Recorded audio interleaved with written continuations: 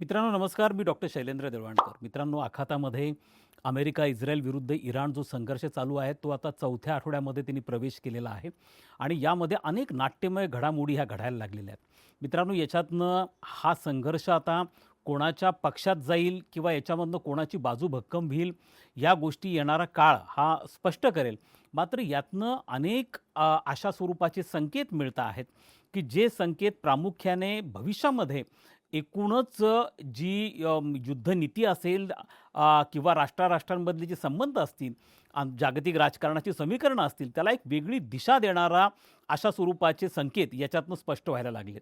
प्रथम तर मित्रांनो, ह्या साधारणतः आपण गेल्या 22-23 दिवसांपूर्वी हा जेव्हा संघर्ष सुरू झाला, तेव्हापासून जर आपण एकूणच सगळ्या जर इव्हेंट्स पाहिल्या, तर एक गोष्ट स्पष्टपणे जाणवती की ह्या संपूर्ण संघर्षामध्ये इराणला हा संघर्ष जिंकायचा नाही आहे किंवा इराणला या युद्धामध्ये विजय प्राप्त करायचा नाही आहे.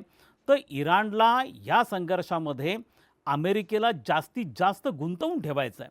इस्रायलला जास्तीत जास्त गुंतवून ठेवायचं आहे. यांचं कशा पद्धतीने लष्करी नुकसान होईल, अमेरिकेचं कशा पद्धतीने आर्थिक आणि लष्करी नुकसान होईल, या दृष्टिकोनातनं इराणचे प्रयत्न आहेत. त्यामुळे इराणची जी रणनीती आहे, ही रणनीती प्रामुख्याने एखादा संघर्ष जिंकणं किंवा हारणं किंवा तो त्वरित संपवणं अशा स्वरूपाची रणनीती नाही आहे. तर त्यांना हा एकूणच संघर्ष प्रोलॉंग करायचा आहे. त्यांना हा चिघळत ठेवायचा आहे आणि जितका हा संघर्ष चिघळेल तेवढी अमेरिकेची इन्व्हॉल्वमेंट याच्यामध्ये वाढत जाणार आहे आणि जेवढी अमेरिकेची इन्व्हॉल्वमेंट वाढेल तेवढं अमेरिकेचं नुकसानही याच्यामध्ये प्रचंड मोठ्या प्रमाणावरती होत आहे. अमेरिकेला या संदर्भात बिलियन डॉलर्स म्हणजे आत्तापर्यंत साधारणतः $20 बिलियन एवढा प्रचंड मोठा खर्च हा अमेरिकेचा त्या संपूर्ण संघर्षामध्ये झालेला आहे. अमेरिकेला आता आणखीन 2 वॉरशिप ज्या आहेत त्या पर्शियन गल्फच्या दिशेने पाठवाव्या लागत आहेत. अमेरिका त्या ठिकाणी मरीन्स पण जवळपास 5,000 मरीन्स म्हणजे त्यांची स्पेशलाइज्ड जी फोर्स आहे, ग्राउंड फोर्स आहे, ती अमेरिका पाठवण्याच्या तयारीमध्ये आहे. एवढंच नाही तर पेंटॅगन म्हणजे अमेरिकेचा जो एकूण संरक्षण विभाग आहे त्याने अमेरिकन काँग्रेसकडे $200 अब्ज मागणी पण केलेली आहे की हा एवढा संघर्षाचा खर्च वाढतोय. आणि त्यानंतर आपल्याला असं दिसून येते की याच्यातनं जेवढा जास्त अमेरिकेची इन्व्हॉल्वमेंट होईल तेवढा रशियाचा आणि चायनाचा या संपूर्ण संघर्षामध्ये फायदा आहे. आणि त्यामुळे इराणची रणनीती हा संघर्ष प्रोलॉंग करण्याची आहे. आता हा जो एकूणच संघर्ष दिसतो याला अत्यंत चांगल्या म्हणजे आंतरराष्ट्रीय संबंधांच्या भाषेमध्ये ॲसिमेट्रिकल वॉरफेअर असं म्हणतो. ॲसिमेट्रिकल वॉरफेअरचा अर्थ असा होतो की याच्यामध्ये अमेरिका आणि इराण यांच्या लष्करी शक्तीची किंवा सामर्थ्याचं कोणत्याही पद्धतीने तुलना होऊ शकत नाही. अमेरिकेची नेव्ही जगातली सगळ्यात पॉवरफुल आहे. अमेरिकेचं लष्कर जगातलं सगळ्यात पॉवरफुल लष्कर आहे. अमेरिका लष्करावरती करणारा जो खर्च आहे हा ऑलमोस्ट $800 बिलियन पर्यंतचा हा त्यांचा खर्च आहे. म्हणजे आपल्याही जवळपास 10 ते 12 पटीने जास्त अमेरिका हा लष्करावरती खर्च करतो. अमेरिकेचे मिलिटरी बेसेस जगभर पसरलेले आहेत. आखातामध्ये त्यांचे 7 अतिशय स्ट्रॉंग मिलिटरी बेसेस आहेत. हे सगळं या ठिकाणी असताना आपल्याला प्रामुख्याने असं दिसून येतं आहे की असं असतानाही कुठेतरी अशा स्वरूपाचा संदेश देण्यामध्ये इराणला यश प्राप्त होतं आहे. ते असं आहे की अमेरिका इथं कुठेतरी अटकत चाललेला आहे. अमेरिकेची अवस्था थोडीशी अवघडल्यासारखी झालेली आहे आणि त्यामुळे जगातली सगळ्यात स्ट्रॉंग नेव्ही असताना तुम्ही जगातले सगळ्यात टॉपचे वॉरशिप्स त्या ठिकाणी पर्शियन गल्फमध्ये आणलेले असताना स्ट्रेट ऑफ हॉर्मुझच्या रक्षणासाठी तुम्हाला 17 देशांची मदत अमेरिकेला मागावी लागली की स्ट्रेट ऑफ हॉर्मुझमधनं जे सगळी जहाजं पास ऑन होत आहेत या जहाजांना प्रोटेक्शन देण्याच्या दृष्टिकोनातनं त्यांना जवळपास 17 देशांना सांगावं लागलं की तुम्ही मदतीला या, त्या एस्कॉर्ट देण्यासाठी या किंवा जहाजांच्या ऑइलनी भरलेल्या जहाजांच्या रक्षणासाठी तुम्ही तुमच्या नेव्हीज पाठवा. अशा प्रकारचं अपील करावं लागलं आणि हे अपील केल्यानंतरही त्याला कोणीही सकारात्मक अशा स्वरूपाचा प्रतिसाद या ठिकाणी दिलेला नाही आहे. त्यामुळे आपल्याला असं दिसून येतं आहे की कुठेतरी अमेरिकेने ह्यामध्ये इन्व्हॉल्व तर झालेला आहे परंतु एक्झिट प्लॅन त्यांना दिसत नसल्यामुळे डोनाल्ड ट्रम्प यांची गेल्या 48 तासामधली जी भाषा आहे ती भाषा आता बदलताना दिसते. ती भाषा आता कन्सिलेटरी स्टँड ते घेताना दिसून येत आहेत. इव्हन त्यांनी असं सांगितलेलं आहे की आता हा संघर्ष लवकर सुटण्याच्या मार्गावरती आहे. अमेरिका वाइंड अप करणार आहे. म्हणजे अमेरिका एक पद्धतीने हा संघर्ष गुंडाळण्याच्या तयारीमध्ये आहे. अशा प्रकारचं वक्तव्य खुद्द डोनाल्ड ट्रम्प यांच्याकडनं आलेलं आहे. अर्थात हे का आलेलं आहे आणि डोनाल्ड ट्रम्प माघारीची भाषा का करता आहेत जसं मी तुम्हाला सांगितलं, की गेल्या 20-21 दिवसामधले इव्हेंट्स आपल्याला हे दर्शवत आहेत, की या संपूर्ण अटॅकची ज्या पद्धतीने प्लॅनिंग केली गेली पाहिजे होती, ती प्लॅनिंग जी होती ती प्रॉपरली झालेली नव्हती. त्यामुळे एक्झिक्युशनमध्ये प्रचंड प्रॉब्लेम आले होते. अमेरिकेच्या ज्या वॉरशिप्स त्याच्यामध्ये इन्व्हॉल्व्ड आहेत, या वॉरशिप पहिले व्हेनेझुएलामध्ये ऑपरेशन करण्यासाठी गेलेल्या होत्या आणि मग नंतर त्या आल्या. जवळपास 10 महिन्यांपासून त्यांचे जे सेलर्स असतील किंवा त्यांच्या वॉरशिप्सवरचे जे सगळे कर्मचारी असतील 10 महिन्यांपासून समुद्रावरती आहेत. त्यामुळे आता या ठिकाणी मेन प्रॉब्लेम्स असा यायला लागला आहे, की जगातलं अत्यंत मोठं सिव्हिलायझेशन आहे इराणचं सिव्हिलायझेशन. ते आपण केवळ एअर अटॅक्स करून उद्ध्वस्त करू शकतो का? आणि त्याच्यामधनं रेजिम चेंज करणं खरंच इतकं सोपं आहे का? अशा अनेक प्रश्न याच्यामध्ये इन्व्हॉल्व्ड होते. परंतु असं दिसून येतं आहे, की आता डोनाल्ड ट्रम्प कुठेतरी कन्सिलिटरी स्टँड घेताना दिसत आहेत आणि याच्यामधनं जे महत्त्वाचे संकेत मिळत आहेत ते संकेत असे आहेत आणि जे इराणने ह्या ॲसिमेट्रिकल वॉरफेअरमध्ये काही प्रमाणामध्ये स्वतःला सिद्ध पण करून दाखवलेलं आहे. त्यांनी स्टेट ऑफ हार्मुज बंद पाडलं आणि त्यांना म्हणजे आजपर्यंत स्टेट ऑफ हार्मुज हे कधी बंद झालेलं नव्हतं. जे बंद पाडण्यात त्यांना प्रॉपरली यश प्राप्त झालं. दुसरं, अमेरिकेचे जे मिलिटरी बेसेस आखातामध्ये आहेत त्यांच्यावरती त्यांनी अटॅक केला. तिसरं, त्या अरब देशांच्या रक्षणासाठी अमेरिकेची जी एअर डिफेन्स सिस्टम होती त्या एअर डिफेन्स सिस्टमला भेदण्यामध्ये इराणला काही प्रमाणामध्ये यश प्राप्त झालं. ते इतक्या मोठ्या प्रमाणावरती ते यश होतं की अमेरिकेला साऊथ कोरियामधनं त्यांचं जी एकूणच थाड सिस्टम आहे, जी एअर डिफेन्स सिस्टम आहे, त्याच्या बॅटरीज त्यांना साऊथ कोरियामधनं आणावे लागला आणि त्याला कारण त्या कमी पडल्या, इंटरसेप्टर बॅलिस्टिक मिसाईल्स कमी पडले आणि म्हणून ते इतर ठिकाणांवरनं अमेरिकेला मायग्रेट करावे लागले, इतर ठिकाणावरनं अमेरिकेला ते आणावे लागले. त्यानंतर सगळ्यात महत्त्वाची बाब अशी झाली की आजपर्यंत इराण खुद्द सांगत होता की आमच्याकडे जे एकूण मिसाईल्स आहेत ते साधारणतः 2000 किलोमीटरपर्यंत त्यांची रेंज आहे. परंतु जी घटना गेल्या 48 तासांमधली सगळ्यात महत्त्वाची घडामोड घडलेली आहे ती म्हणजे इराणने एक गोर्गाशिया म्हणून जो इंडियन ओशनमध्ये एक अमेरिकेचा अत्यंत स्ट्रॉंग दिएगोर्शिया त्याला म्हणतात, त्याचं ते प्रोनाऊन्सिएशन आहे ते, तो एक जो अमेरिकेचा सगळ्यात स्ट्रॉंग नेव्हल बेस आहे. खरं तर दिएगोर्शियाच्या मी थोडक्यात तुम्हाला इतिहास सांगतो की हा जो दिएगोर्शिया आहे याच्यावरती इराणने 48 तासापूर्वी 2 मिसाईल्स फायर केले. हे लक्षात घ्या की हा जो इराणपासून दिएगोर्शिया जो आहे हा हिंदी महासागरामधलं बेट आहे हे, आणि ह्या बेटाचं आणि इराणमधलं जे अंतर आहे हे साधारणतः 4000 किलोमीटरचं अंतर आहे. अर्थात त्याच्यावरती जेव्हा 2 मिसाईल्स फायर केले गेले त्याच्यातनं, आणि हे दोन्ही मिसाईल्स म्हणजे त्या मानाने ते इंटरसेप्ट केले गेले. एक मिसाईल म्हणजे कोणीही त्यांच्या टार्गेटला हिट करू शकलं नाही आहे. मात्र इराणला ती इच्छा पण नव्हती की ते टार्गेटला हिट करेल म्हणून, पण इराणला एक मेसेज द्यायचा होता आणि हा मेसेज अत्यंत महत्त्वाचा होता. तो मेसेज असा होता की इराणकडे 4000 किलोमीटर रेंज असणारा, ज्याला इंटरमिजिएट बॅलिस्टिक मिसाईल असं म्हणतात, ज्याची 4000ची रेंज आहे, हे इराणकडे आहे. आणि हा जगाला सगळ्यात मोठा धक्का होता, अमेरिकेला मोठा धक्का होता, इस्रायलसाठी देखील हा मोठा धक्का होता. आणि तो का बरं होता? याचं कारण असं आहे की काही दिवसांपूर्वीच इराणच्या परराष्ट्र मंत्र्यांनी सांगितलं होतं की आमच्याकडे जे बॅलिस्टिक मिसाईल आहे त्यांची रेंज मॅक्स टू मॅक्स 2000 किलोमीटरपर्यंत आहे. परंतु जर आपण पाहिलं की दिएगोर्शिया जो आहे, या दिएगोर्शियावरती जो अटॅक केला गेला इराणकडनं, त्याला साधारणतः 4000 किलोमीटरची रेंज आहे. याचाच अर्थ असा आहे की इराणकडे 4000 किलोमीटर लांबीचे किंवा पल्ल्याचे बॅलिस्टिक मिसाईल्स आहेत आणि हा एक अत्यंत मोठा संकेत हा इराणकडनं अमेरिकेला दिला गेला आहे. मित्रांनो लक्षात घ्या, हा प्रतिकात्मक होता अटॅक. तो प्रतिकात्मक का होता याचं कारण तुम्हाला मी सांगतो. हा जो दिएगोर्शिया हिंदी महासागरामधला एक बेट आहे, या बेटावरती खरं तर 1960च्या दशकामध्ये हा ब्रिटिशांनी टेक ओव्हर केलेला होता आणि 1960च्या दशकांपासून ब्रिटिश किंवा इंग्लंड हा त्याच्यावरती त्याची मक्तेदारी होती. तिथं जे पहिले नेटिझन्स होते, तिथले जे नागरिक, तिथले पहिले जे रहिवासी होते, त्यांना सिस्टमॅटिकली तिथनं हटवण्यात आलं आणि त्यानंतर त्या ठिकाणी अमेरिकेचे ज्या न्यूक्लिअर सबमरीन्स आहेत, अमेरिकेचे बॉम्बर्स आहेत, अमेरिकेचे डिस्ट्रॉयर्स आहेत, या सगळ्या गोष्टींना त्या ठिकाणी स्टेशन करण्यात आलं. आणि आता अमेरिकेने जे इराकमध्ये ऑपरेशन केलं, अमेरिकेने जे अफगाणिस्तानमध्ये ऑपरेशन केलं, अगदी मागच्या वर्षी अमेरिकेने जे नायजेरियामध्ये ऑपरेशन केलं किंवा त्यांच्या आफ्रिकेतल्या ऑपरेशन्स असतील, या सगळ्यांचं ऑपरेशनचं जे कणा आहे किंवा त्याचं जे केंद्र आहे जिथनं हे सगळ्या गोष्टी ॲक्टिवेट झाल्या ते म्हणजे दिएगो गार्सिया. आणि ह्या दिएगो गार्सिया हा इतका स्ट्रॉंग स्ट्रॅटेजिकली इम्पॉर्टंट लोकेशन आहे जो ब्रिटिशांकडे आहे, परंतु त्याच्यामध्ये अमेरिकेचे वेपन्स आहेत. आणि हे अमेरिकेचे वेपन्स म्हणजे हा खरं तर वाद जो आहे नेमका दिएगो गार्सियावरती हक्क कोणाचा आहे, हा इंग्लंड म्हणत होता तो आमचा हक्क आहे. मग नंतर आंतरराष्ट्रीय न्यायालयाकडे हे प्रकरण गेलं आणि आंतरराष्ट्रीय न्यायालयाने या संदर्भामध्ये 2019मध्ये निर्णय दिला. आणि 2019मध्ये आंतरराष्ट्रीय न्यायालयाने सांगितलं की इंग्लंडने जो 1960च्या दशकापासून या आयलंडवरती आपली मक्तेदारी प्रस्थापित केलेली आहे ती पूर्णपणे बेकायदेशीर आहे, इल्लीगल आहे. त्यामुळे इंग्लंडने त्वरित याला हँडओव्हर केलं पाहिजे मॉरिशसला. आणि त्यामुळे 2019मध्ये इंग्लंडने दिएगो गार्सियाला मॉरिशसला हँडओव्हर केलं.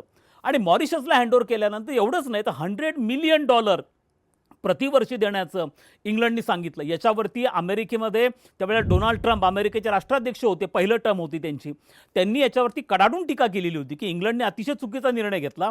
कारण दिएगो गार्सियाचा उपयोग हा दुसऱ्या महायुद्धापासून अमेरिका करत आलेला आहे. अत्यंत स्ट्रॅटेजिक लोकेशन आहे. चायना असेल, सेंट्रल एशिया असेल, वेस्ट एशिया असेल आणि साऊथ एशिया असेल, या सगळ्यांवरती कंट्रोल करण्यासाठी दिएगो गार्सिया वापरला जातो. आणि जर इराण तिथं अटॅक करत असेल आणि इराणकडे 4000 किलोमीटर रेंजची मिसाईल असतील, याचा अर्थ काय होतो मित्रांनो लक्षात ठेवा. याचा अर्थ असा होतो की आता इराणच्या रेंजमध्ये इंग्लंड पण आहे म्हणजेच लंडन पण आहे, पॅरिस पण आहे म्हणजे फ्रान्स पण आहे, बर्लिन पण आहे म्हणजे जर्मनी पण आहे, रोम पण आहे, इटली पण आहे. म्हणजेच काय, ह्या 4000 किलोमीटरमध्ये हे सगळे देश येतात, ह्या सगळ्या राजधान्या येतात. याचाच अर्थ असा होतो की इराण त्यांच्यावरती पण अटॅक करू शकतो. अर्थात त्याच्यातनं इराणला काय मेसेज द्यायचा आहे, जो मेसेज गेल्या 3 आठवड्यापासून इराण द्यायचा प्रयत्न करतोय की जे देश अमेरिकेचं वेपन्स आणि अमेरिकेचे बेसेस होस्ट करता आहेत, म्हणजे ज्यांनी आपल्या देशामध्ये अमेरिकेला त्यांच्या सैन्याला म्हणा, त्यांच्या वेपन्सला म्हणा जागा दिलेली आहे, त्याच्यामध्ये मिलिटरी बेसेस, एअर बेसेस तयार केलेले आहे, त्यांना इराण मेसेजेस द्यायचा प्रयत्न करतो. हा मेसेज जसा त्यांनी आखातामधल्या 7 देशांना दिला, अरब देशांना दिला आणि त्या ठिकाणच्या अमेरिकेच्या मिलिटरी बेसेसवरती त्यांनी अटॅक केला, सिमिलर वेने आता इराण हा मेसेज प्रामुख्याने ह्या युरोपियन देशांना, पश्चिम युरोपियन देशांना देऊ लागलेला आहे की जर तुम्ही अमेरिकेचे बेसेस, आणि ऑलरेडी अमेरिकेचे बेसेस, मिलिटरी बेसेस ह्या युरोपियन देशामध्ये आहे, कारण नॅटो जी अमेरिका पुरस्कृत लष्करी संघटना आहे तिचे बेसेस हे प्रामुख्याने वेस्ट युरोपमध्येच आहेत, कारण वेस्ट युरोपियन देश हे त्याचे सदस्य आहेत. त्यामुळे तुम्ही जर अमेरिकन वेपन्स होस्ट करणार असाल तर तुम्ही देखील आमच्या टार्गेटवरती आहात. त्याचप्रमाणे त्यांनी सेंट्रल एशियाला मेसेज दिलाय, साऊथ एशियाला मेसेज दिलाय, आखाताला मेसेज दिला आणि युरोपला पण मेसेज दिलाय. 4000 किलोमीटरच्या रेंजचे जर तुमच्याकडे मिसाईल्स असतील, याचाच अर्थ मित्रांनो असा होतो की हे सगळे जण इराणच्या किलिंग रेंजमध्ये आहेत. म्हणजे इराण त्यांच्यावरती अटॅक करू शकतो. तो किती प्रेसाईज असेल, त्याच्यातनं नुकसान किती होईल हा नंतरचा भाग झाला, पण तुमच्याकडे ती क्षमता आहे हे दाखवून देणं अत्यंत महत्त्वाचं होतं. आता कळीचा प्रश्न निर्माण होतो की इराणकडे एवढं मोठं 4000 किलोमीटरचं मिसाईल आलं कुठनं असेल. ही शक्यता मित्रांनो नाकारता येत नाही की हे मिसाईल इराणने चायना किंवा उत्तर कोरिया यांच्याकडनं घेतलं असण्याची शक्यता नाकारता येत नाही. अशा स्वरूपाचं 4000 किलोमीटर रेंज असणारं डॉंगफेंग नावाचं एक मिसाईल उत्तर कोरियाकडे पण आहे आणि चायनाकडे पण आहे. डॉंगफेंगचा अर्थ असा होतो, डॉंग म्हणजे पूर्वेकडे आणि फेंग म्हणजे वारं, म्हणजे पूर्वेकडचं वारं, अशा प्रकारचं ज्याचा अर्थ होतो अशा नावाचं डॉंगफेंग नावाचं जे मिसाईल आहे हे शक्यता आहे की ते आयदर नॉर्थ कोरियाकडनं किंवा चायनाकडनं हे इराणकडे आलेलं आहे आणि ते मिसाईल फायर केलं गेलं. अर्थात इराणने आता सांगितलं आहे की ते मिसाईल आमचं नव्हतंच म्हणून, परंतु त्याला काही अर्थ नाही. अदरवाईज कोण दिएगो गार्सियावरती कोण अटॅक करणार, शक्यता हीच आहे की ते इराणकडनं झालेलं आहे. आता यामुळे असं झालेलं आहे की स्ट्रेट ऑफ हार्मुज बंद पडली आहे. इराणने 4000 किलोमीटर रेंजचे मिसाईल बाहेर काढलेले आहेत. आणि आता एक गोष्ट डोनाल्ड ट्रम्प यांना पण कळली की जरी तुम्ही ग्राउंड फोर्सेस इंट्रोड्यूस केल्या तर लक्षात घ्या, इराण हा कॉन्टिनेंटल साईजचा देश आहे, प्रचंड मोठा देश आहे. आणि त्याचं जर एकूण टेरेन तुम्ही पाहिलं, त्याची जर संपूर्ण भूवैशिष्ट्य पाहिली तर माउंटेन टेरेन्स तिथं खूप मोठ्या प्रमाणावर, जसं अफगाणिस्तानमध्ये आहे. तुम्हाला बॅटल करणं अफगाणिस्तानमध्ये प्रचंड अवघड आहे, म्हणून अफगाणिस्तानला जिंकणं कोणाला शक्य झालेलं नाही आहे. सिमिलर वेने इराणच्या बाबतीमध्ये आहे. त्यामुळे इराण याचा मोठा फायदा घेईल. त्यामुळे ग्राउंड फोर्सेस जर तुम्ही उतरवले, तुम्ही किती उतरवणार? 5000, 10,000. पण एवढ्या प्रचंड मोठ्या देशामध्ये हे 10,000 सफिशियंट आहे का? हा अत्यंत महत्त्वाचा प्रश्न आहे. त्यामुळे तुम्ही ग्राउंड फोर्सेस इंट्रोड्यूस करून पण उपयोग होणार नाही आहे. तुम्ही एअर डिफेन्स सिस्टम एवढ्या केल्या, त्याच्यातनंही फारसा काही रिझल्ट मिळत नाही आहे. इराण कोणत्याही परिस्थितीमध्ये माघार घ्यायला तयार नाही आहे. आणि त्यामुळे आता डोनाल्ड ट्रम्पनी इतर देशांना आव्हान केलं, पण कोणी मदतीला यायला तयार नाही आहे. या केसमध्ये आउटराईटली त्यांनी आपली या बाबतीमधली इनॅबिलिटी जी आहे ती दाखवलेली आहे. कारण कोणालाही आपले हात पळून घ्यायचे नाही आहेत ह्या सगळ्या संघर्षामध्ये पडून. कारण अप्रत्यक्षपणे याच्यामध्ये चायना आणि रशिया पण इन्व्हॉल्ड आहेत. म्हणजे तुम्ही अमेरिकेच्या बाजूने जरी उतरला तर एक पद्धतीने तुम्ही रशिया आणि चायनाला चॅलेंज करता आहात. त्यामुळे कोणी आपले हात पळून घ्यायला तयार नाही. एक तर कोविड महामारी, रशिया युक्रेन संघर्ष, यामुळे एकूणच जगाच्या अर्थव्यवस्थेचं कंबरडं मोडलं आहे. अशामध्ये पुन्हा आपले हात पळून घेण्यामध्ये जगाला अजिबात इंटरेस्ट राहिलेला नाही आहे. तेलाच्या किमती वाढलेल्या आहेत, त्याचा परिणाम महागाईवरती होण्याची शक्यता आहे. या सगळ्या गोष्टींमुळे आता डोनाल्ड ट्रम्प असं म्हणत आहेत की हार्मुजमधनं जे जहाजं जात आहेत ही त्या देशांची जबाबदारी आहे. आणि त्या देशांनी त्या जहाजांचं रक्षण करावं, ती काय आमची जबाबदारी नाही आहे. आणि त्यामुळे लवकरच आम्ही एका पीस प्लॅनला जाऊन पोहोचतो आहोत.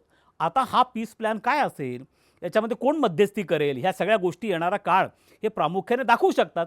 दरम्यानच्या काळामध्ये आणखीन एक महत्त्वाची गोष्ट घडली, जी मी शेवटी जाणीवपूर्वक त्याची नोंद घेऊ इच्छितो. ती म्हणजे भारताचे पंतप्रधान नरेंद्र मोदी यांचं इराणचे जे राष्ट्राध्यक्ष आहेत डॉक्टर मसूद यांच्याबरोबर अत्यंत सविस्तर अशा प्रकारची चर्चा झाली. आणि या चर्चेमधनं त्याची ट्रान्स्क्रिप्ट जी आहे ती इराणकडनं सुद्धा खुद्द प्रकाशित करण्यात आलेली आहे. आणि त्यामध्ये एक बाब फार महत्त्वाची आहे की या संपूर्ण संघर्षामध्ये आता कोण मध्यस्थीची भूमिका पार पाडू शकतं, हा एक मोठा प्रश्न जगापुढे आहे. यापूर्वी अरब देशांनी प्रयत्न केलेले आहेत, परंतु त्याला काही फारसं फळ येताना दिसून येत नाही आहे. मध्ये सौदी अरेबियाचं नाव आलं, कतारचं पण नाव आलं पुढे की ते मध्यस्थी करतील. त्यामुळे याच्यामध्ये एक देश असा आहे की ज्याच्याकडे ते पोटेन्शियल आहे की जो आखातामधल्या सर्वच जे सगळे वॉरिंग एलिमेंट्स आहेत किंवा संघर्षामधले जे एलिमेंट्स आहेत त्यांच्याबरोबर समान संबंध ठेवणारा एक देश आहे, आणि तो भारत आहे. आणि त्यामुळे एक आपल्याला विसरून चालणार नाही की आजही भारतामध्ये इराण हा शियापंथीय देश आहे. आणि आजही भारतामध्ये इराण नंतर सेकंड हायेस्ट शिया पॉप्युलेशन हे भारतामध्ये आहे. साधारणतः 4 कोटी शिया पॉप्युलेशन हे भारतामध्ये आहे. पाकिस्तान असं म्हणतंय की आमच्याकडे भारतापेक्षा जास्त शिया लोक आहेत, परंतु आपल्याकडे 2011ची शेवटची जनगणना झाली, त्याच्यानंतर जनगणना झाली नाही. पण अंदाज असा आहे की साधारणतः 4.5 कोटीपर्यंत तरी शिया पॉप्युलेशन किंवा शियापंथी लोक हे भारतामध्ये राहतात. त्यामुळे इराणच्या आपल्याबरोबर सिव्हिलायझेशनल रिलेशन्स आहेत. आणि त्याच्यावरती मी एक स्वतंत्र व्हिडिओ यापूर्वी केला आहे की भारत आणि इराणचे संबंध कसे होते. सिमिलरली आपले सुन्नी इस्लामिक देशांबरोबर पण अत्यंत चांगले संबंध आहेत. तसाच प्रकार इस्रायल आणि पॅलेस्टाईनच्या बाबतीमध्ये आहे. तसाच प्रकार अमेरिका आणि रशियाच्या बाबतीमध्ये भारताचा आहे की दोघांकडनं आपले समान संबंध आहे. त्यामुळे एक देश असा आहे की ज्याला ॲक्सेप्टेबिलिटी आहे आणि जो अशा प्रकारचा प्रोडक्टिव्ह रोल या ठिकाणी प्ले करू शकतो तो भारत आहे. त्यामुळे येत्या काळामध्ये ही शक्यता पण नाकारता येत नाही की भारताची भूमिका आहे एकूणच संघर्षामध्ये मध्यस्थीची भूमिका म्हणून ती पुढे येऊ शकते आणि त्याचा स्कोप आहे. अर्थात तो कोणाच्या माध्यमातून का होईना जग वाट बघतंय की हा संघर्ष कधी सुटेल. याच्यामध्ये एक मित्रांनो शेवटचा मुद्दा मी सांगतो की आता याच्यामध्ये इन्फॉर्मेशन वॉरफेअर इतकं स्ट्रॉंग झालेलं आहे की परस्पर विरोधाभासी स्टेटमेंट्स आता यायला लागलेत. एकीकडे डोनाल्ड ट्रम्प असं म्हणत आहेत की आम्ही हे लवकरच वाइंड अप करणार आहोत, काहीतरी मार्ग निघेल आणि लवकरच तो मार्ग निघेल असं म्हणत असताना दुसरीकडे मात्र एक नकारात्मक घडामोड घडताना दिसते. आणि ती घडामोड अशी आहे की इस्रायलने इराणच्या न्यूक्लिअर साईट्सवरती अटॅक करायला सुरुवात केली. सिमिलरली इराणने देखील इस्रायलच्या न्यूक्लिअर साईट्सवरती असेल अटॅक करायला सुरुवात केली. आणि जर हा प्रकार वाढला तर मात्र फार कठीण होणार आहे.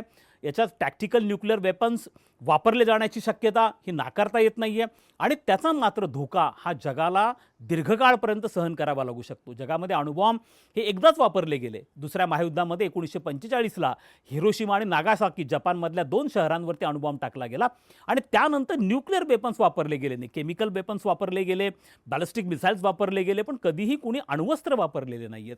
मात्र या ठिकाणी असं होतं आहे की इराणची जी नतांज म्हणून न्यूक्लिअर साईट्स आहेत त्याच्यावरती इस्रायलकडनं अटॅक करण्यात आलेला आहे आणि अर्थात अमेरिकेने इस्रायलला सल्ला पण दिलेला आहे की तुम्ही अशा प्रकारचा अटॅक करू नका पुन्हा एकदा त्यांच्या न्यूक्लिअर साईट्सवरती, हा देखील त्यांनी सल्ला दिलेला आहे. मात्र इराण देखील अशाच पद्धतीने इस्रायलवरती अटॅक करतोय. हा संघर्ष मात्र चिघळायला नको, कारण तसं घडलं तर मात्र याची फार मोठी किंमत केवळ आखाताला नाही तर संपूर्ण जगाला चुकवावी लागेल.